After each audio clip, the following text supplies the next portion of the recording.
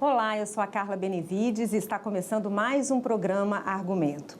O Senado concedeu pela primeira vez a comanda a governadores pela alfabetização de crianças na idade certa. Essa comenda tem o objetivo de valorizar os estados que mais avançaram na educação infantil. De iniciativa do senador Cid Gomes, ela também busca reconhecer as políticas públicas que garantam o direito de aprender e a escrever na idade adequada.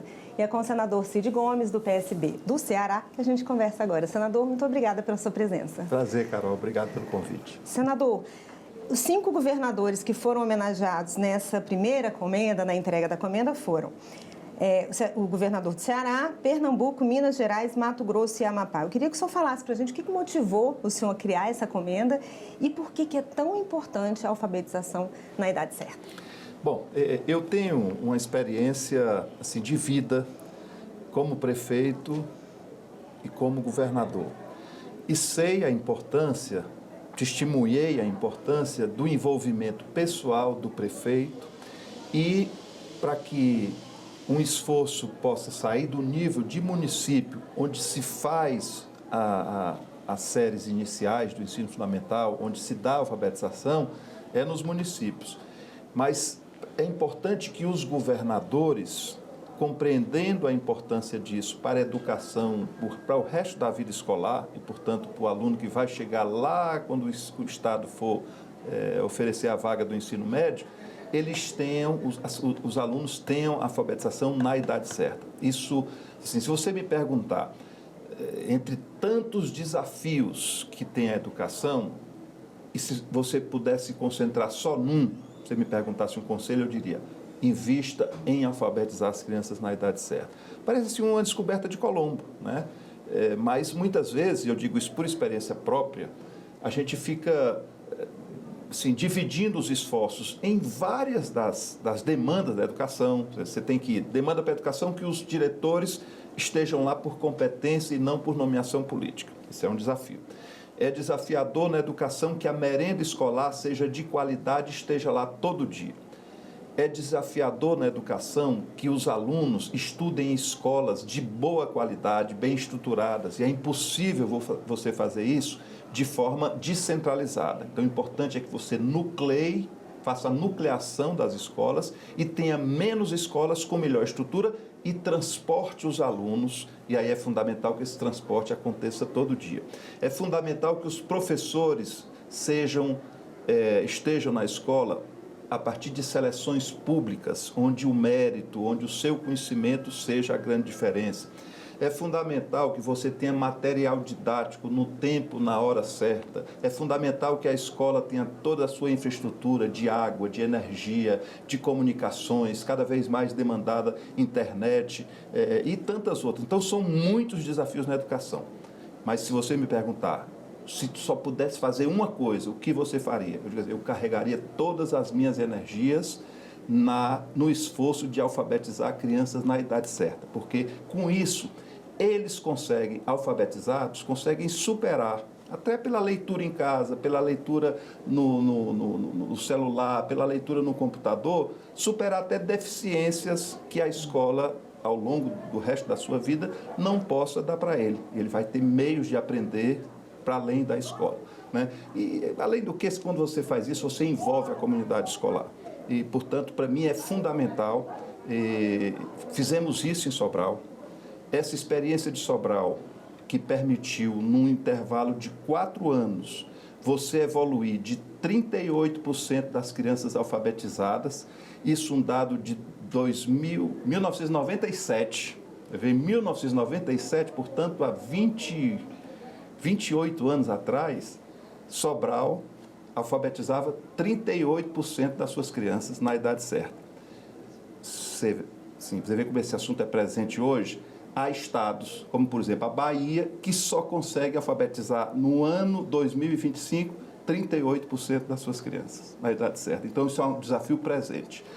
E nós conseguimos em 3 anos evoluir e chegamos muito próximo de 100%, né? E nessa estratégia, 2 coisas são fundamentais. Uma é avaliar todas as crianças. Você não pode saber onde é que está o problema, saber nome por nome, se a criança se alfabetizou, dá nome ao problema, e não só um número, uma estatística. Saber que o Francisco de Souza Silva foi alfabetizado e a Marina Fernandes Vieira não foi alfabetizada. Escola, sala de aula, escola. E com isso você compartilha a responsabilidade. O professor vai se sentir responsável e vai saber que aquele dado, aquela informação, não vai estar só em números, né? no número, vai estar na responsabilidade dele, que ele conseguiu alfabetizar 80%, 50% ou 100% das suas crianças.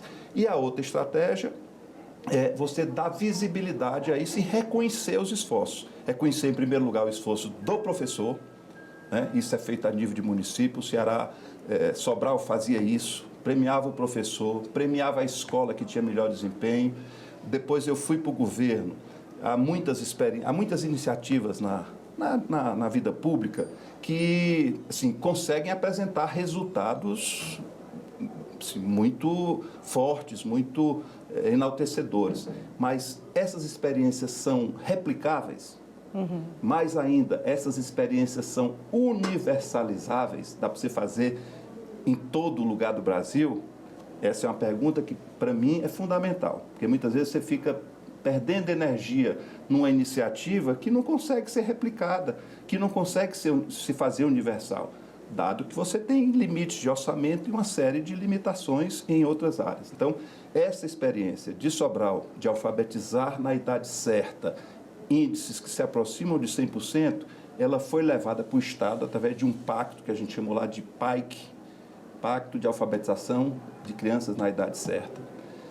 Todos os municípios aderiram e o Ceará é hoje, fruto desse esforço e persistência, perseverança, sequência das políticas públicas, o Estado brasileiro que tem o maior percentual de alfabetização. São 85% das crianças que são alfabetizadas, paralelo a um momento que há só 38 estados, até mais ricos, que só conseguem alfabetizar 38% das crianças. O Ceará sempre foi destaque na educação, né, senador? A partir dessas iniciativas, porque alfabetizar, é como eu lhe disse, é dar à criança a ferramenta para o resto da sua vida. Né? Muitas vezes você, repito, fica perdendo tempo com uma série de coisas e não consegue alfabetizar, e esse dado é dramático. Repito, há estados no Brasil que não conseguem alfabetizar mais de 60% das crianças. E o que é que está se fazendo na sala de aula que não se consegue alfabetizar?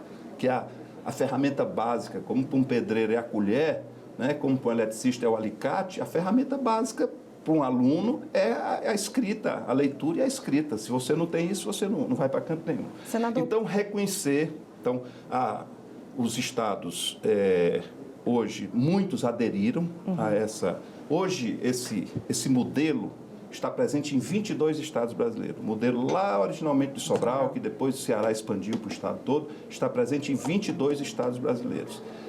E há reconhecimento às escolas, há reconhecimento a professores, há reconhecimento a prefeitos e faltava essa lacuna. Eu repito, o governador não está sob a responsabilidade do governo do estado as séries iniciais do fundamental. Como regra, isso é competência dos municípios. O Estado tem ensino médio e, em alguns casos, as séries finais do ensino fundamental. Mas o Estado, o governador, a figura do governador, a liderança do governador, atuar no sentido de motivar os prefeitos, de mostrar os meios, né, de apoiar com material didático. Então, a gente procurou fazer uma comissão técnica que se ativesse ao mérito, a um critério claro, definido, claramente definido, antecipadamente definido, que é composta por técnicos do Senado Federal, da Unesco, da Fundação, do Ministério da Educação, da Fundação Roberto Marinho, da Fundação Bem Comum, da Fundação Lema, da Fundação Natura. São 7 instituições respeitadas que fizeram essa avaliação. Então, é óbvio que vale percentual de crianças alfabetizadas. Aí o Ceará se destaca. Primo inter pares, né, como diria meu pai. 85%, o segundo lugar tem 72%. São 13 pontos percentuais a mais que o Ceará consegue na média. Há muitos municípios no Ceará já com 100% de alfabetização, que é óbvio, é o nosso desejo. Mas outros municípios que não têm outros estados e outros governadores que não têm percentuais tão altos, conseguiram, no intervalo em que são, alguns estão há 2 anos e meio apenas, conseguiram elevar significativamente. Então, o percentual de crescimento foi levado em conta. Uma outra questão que foi levada em conta como critério para a definição desses 5 estados, desses 5 governadores, foi assim, você fazer de forma nivelada, não ter uma diferença entre o estudante branco e o estudante preto, você ter equidade, né? A palavra ficou muito comum e é necessário isso mesmo. E a outra questão é o nível de envolvimento na formação de professores, o engajamento dos estados na formação de professores. O senhor acha que isso vai gerar uma expectativa positiva nos outros governadores, para no futuro eles quererem estarem aqui para competir aí por essa comenda? Essa é uma concorrência saudável, né? Uma concorrência saudável, uma emulação, uma motivação para que os governadores possam se empenhar mais. E, repito, isso depende fundamentalmente do envolvimento pessoal. Não adianta tentar terceirizar, mesmo colocar o secretário ou a secretária de Educação para fazer esse esforço de compartilhamento com os municípios. É importante a presença física, a liderança do governador. Esse é um trabalho que tem que ser feito de forma assim, muito compartilhada, porque envolve desde o mais modesto servidor de uma escola, né, passando por professores, passando por supervisores, passando por diretores escolares, passando por chefes de regionais de educação, passando pelo secretário de educação, passando por prefeitos. É um trabalho que demanda muito compartilhamento e só vai dar certo se tiver um envolvimento de cada um dos atores. Para isso é fundamental a liderança, né? E o papel do líder, o papel do governador, da governadora faz diferença. Com certeza, creio que essa comenda será assim, um estímulo para que, como você bem disse, no ano que vem, alguns possam dizer, eu quero estar nesse meio aí, nesse restrito meio dos 5 governadores que tiveram melhor desempenho na alfabetização das crianças na idade certa, que é o objetivo mais importante da educação. Vou ficar sempre batendo nessa tecla.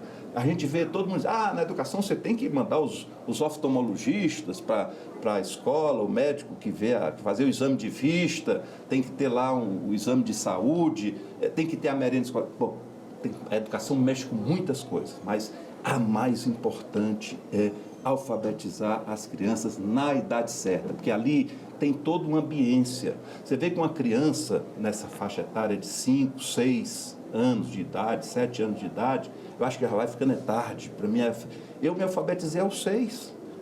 Né? Os 5 anos eu fiz a idade certa qual é? Escola. Bom, aí entra nas discussões pedagógicas, dos técnicos, etc, etc. Falo em 3 anos de escola. O nosso programa aqui, e o Ministério da Educação, está focando no 2º ano na escola.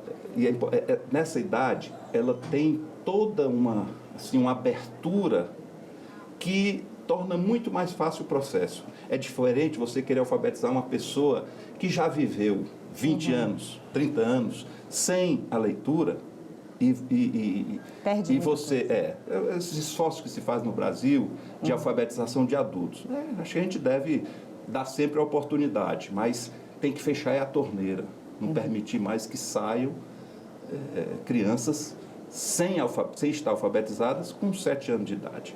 Esse é o foco do projeto. Senador, nosso tempo é curto, queria agradecer a sua presença aqui e já convidá-lo para voltar para a gente falar de temas tão importantes como a educação. Obrigado, Carol, sempre às ordens. E eu agradeço a você também que nos assistiu. Se você quiser rever essa entrevista, é só entrar no nosso site senado.leg.br/tv ou acessar o nosso canal no YouTube. Obrigada pela sua companhia e até o próximo argumento.